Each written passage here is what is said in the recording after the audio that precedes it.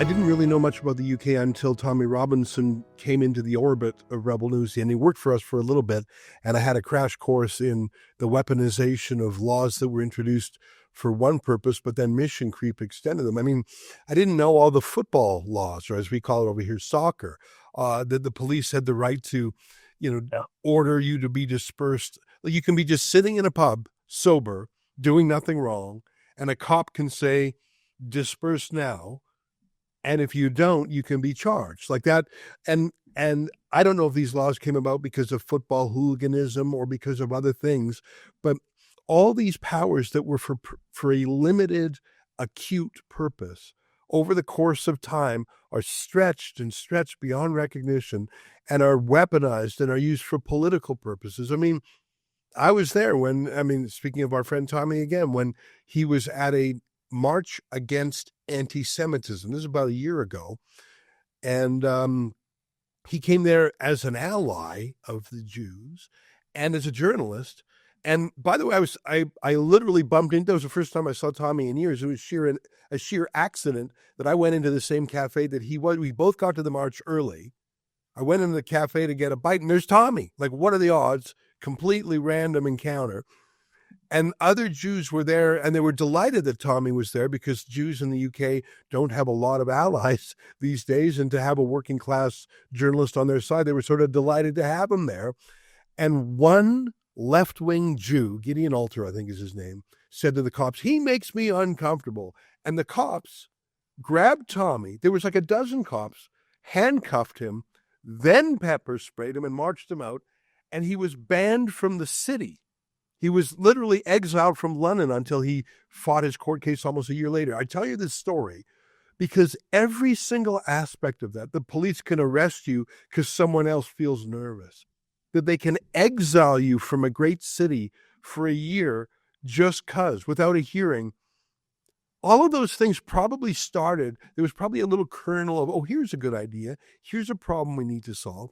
But now it is close to a police state.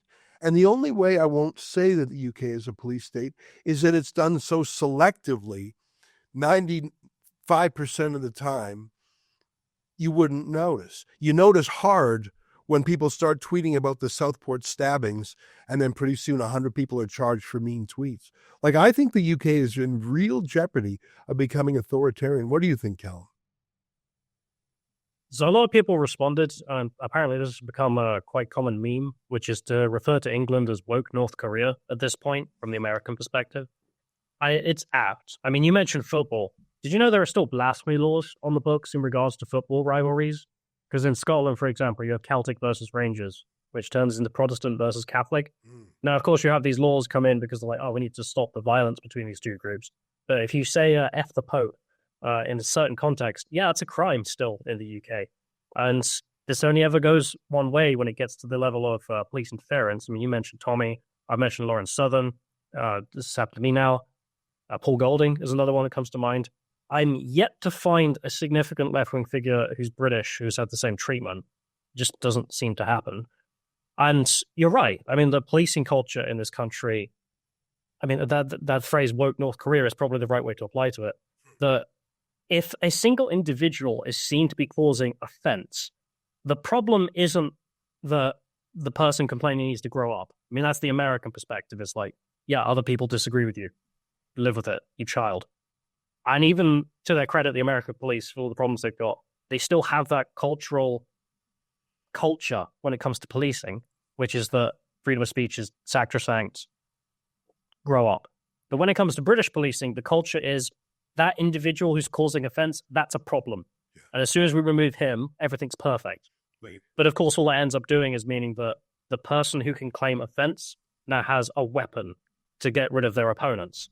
And the people who are able to use that weapon effectively are a certain wing of British society and British politics. It's not the other side.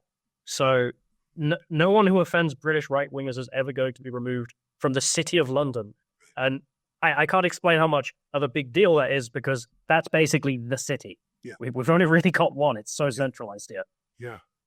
You know, it's, you say right wing, and that is part of it. That is a divide, but there's also a class divide in the UK working class versus for the fancy pants. And then there's also the racial divide. And I think we saw all three of those at play recently in those horrific Southport stabbings. And as part of the rape gang, grooming gang culture, you've got working class white girls and you've got primarily Pakistani Muslim men. And that's the perfect storm because you've got the girls that, as Morrissey would say, they're nobody's nothing. They're just white working class girls. They're not important. And then you've got this woke, protected by the woke, because they're immigrant, Pakistani, Muslims, visible minorities. And so that was all brushed aside, the rape gangs of Rotherham and other places. And when you had that inverted during the riots after the Southport stabbings, Keir Starmer set up a around-the-clock, 24-hour-a-day prosecution for people who did mean tweets.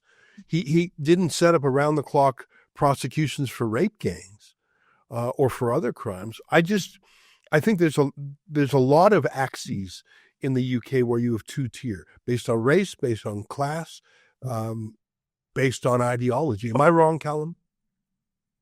Well, I got to be careful because I'm back in Britain. It was nice in the US. I finally could say what I want online.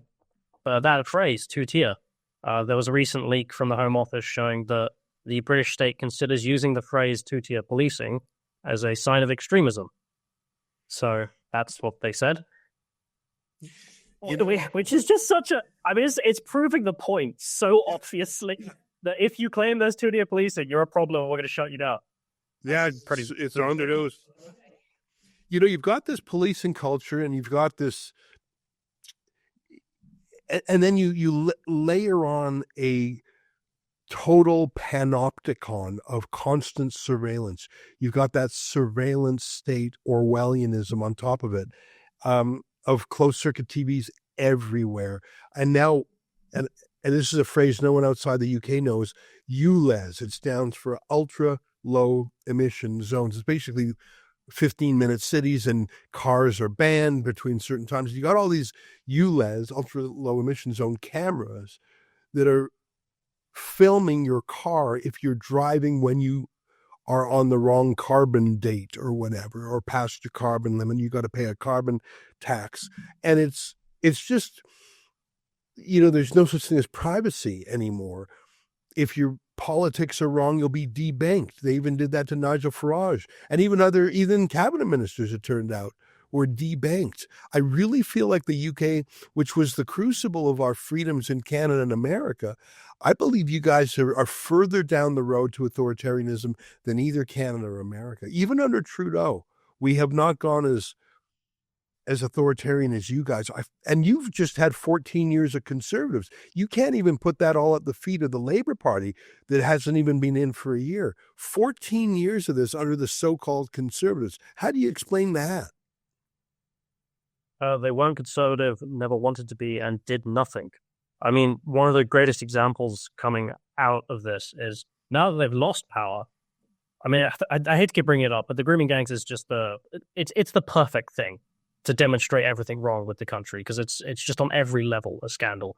It's the scandal alone of them being raped, but the real scandal is the police not wanting to intervene because they're afraid of being called racist.